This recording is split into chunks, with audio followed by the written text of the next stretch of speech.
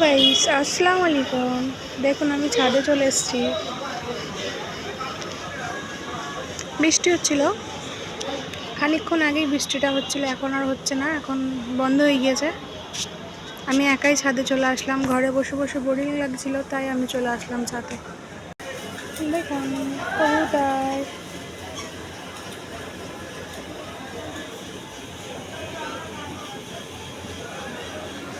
বাবুর শরীরটা ভালো না, তাই ওকে আর নিয়ে আসছি না, কদিন ধরেই নিয়ে আসছি না।